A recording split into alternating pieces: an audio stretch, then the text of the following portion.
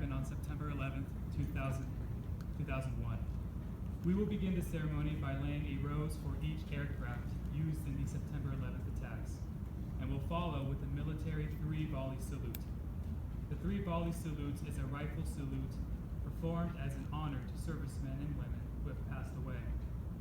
Today, we honor all servicemen and women, both military and civilian, who have given their lives in our nation's defense. TAPS is afforded the same courtesies as the Star-Spangled Banner, and as such, civilians should stand, remove their headgear, and place their right hands over their hearts upon hearing TAPS during the ceremony. Thank you. At 7:59 a.m., American Airlines Flight 11 left Boston's Logan Airport and headed for Los Angeles with a crew of 11 and 81 passengers. The flight would go on as planned for only 15 minutes before 5 hijackers took control of the aircraft and flew into the North Tower of the World Trade Center at 8:46 a.m., killing all 92 on board and cutting off access to the 3 stairwells in the North Tower, trapping anyone in the upper floors of the North Tower.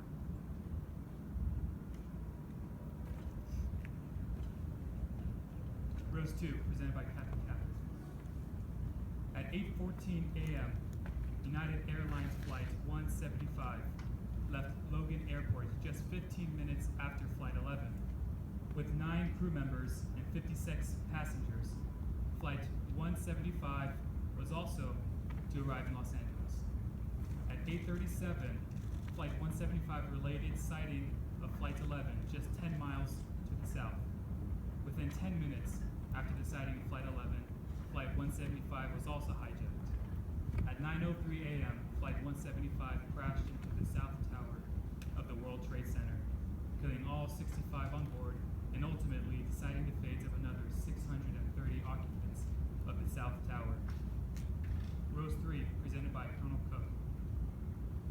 At 8:20 a.m., American Airlines Flight 77 left Washington Dulles International Airport in Virginia en route to Los Angeles. About 30 minutes later, Flight 77 was hijacked. After shutting off its transponder radio and breaking radar contact with flight controllers, Flight 77 turned east and flew undetected for 36 minutes on a course for Washington, D.C. At 9:37 a.m., Flight 77 flew undetected for 36 minutes and crashed into the Pentagon, killing all 64 people on board and another 127 Pentagon personnel. Rose 4, presented by Colonel Hogan. At 8:42 a.m., just 4 minutes before Flight 11 crashed into the North Tower, United Airlines Flight 93 departed Newark International Airport, destined for San Francisco, with 7 crew members and 37 passengers. At 9:23 a.m., Flight 93 received a warning text message: "Beware any cockpit intrusion. 2 aircraft hit the World Trade Center." At 9:28 a.m., hijackers stormed the cockpit of Flight 93. At 9:57, passengers began to retake Flight 93. Unable to thwart the passengers, the hijackers of Flight 93 internationally crashed the aircraft. At 10:03 a.m., on September 11th, 2001, 2,977 innocent lives were lost. We stand here to pay tribute to them and to the men and women who have lived and died to keep our country safe.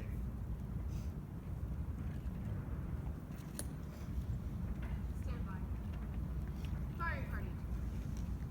10, hut! Peace!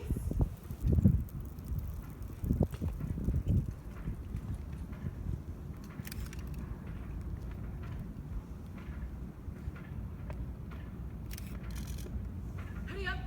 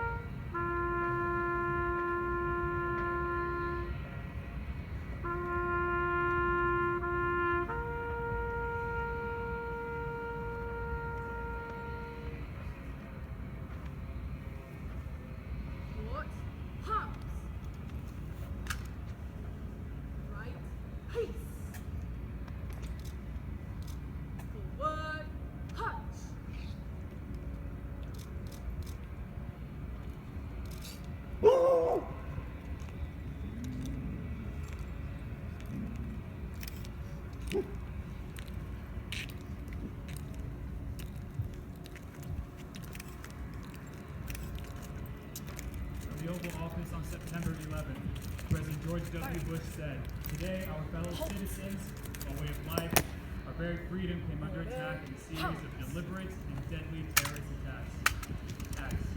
The victims were in airplanes or in their offices, secretaries, businessmen and women, military and federal workers, moms and dads, friends and neighbors. Thousands of lives were suddenly ended by evil, despicable acts of terror. Pictures of airplanes flying to buildings, fires burning, huge structures collapsing were filled us with disbelief, terrible sadness, and quiet unity and anger. These acts of mass murder were intended to frighten our nation into chaos and retreat, but they have failed. Our country is strong." This vigil is, in part, a reminder and a memorial of all those who have perished in the September 11th attacks. It is also a reminder that we are strong and that we will stand. The flag is lowered to half-staff in reverence of the terrible events that happened on September 11th, 2001, and in honor of the men and women who have given their lives to defend our country and way of life since then. It is lowered and never taken down. The American spirit was dealt a devastating blow on September 11th, 2001, but it was not defeated. In fact, it was made stronger. From that same address, President Bush said, "This is a day when all Americans, from every walk of life, unite in our resolve for justice and peace. America has stood down enemies before, and we will do so this time. None of us will ever forget this day.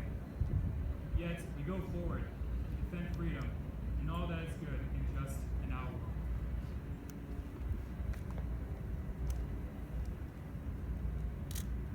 The flag has kept watch and kept through the day in memory and honor of our great nation and its great people. Today, the flag is guarded so that on the morning of September 12th, after the anniversary of perhaps the darkest night in American history, we the people can look to a brighter dawn and exclaim, "And the star-spangled banner in triumph shall wave, o'er the land of the free and the home of the brave."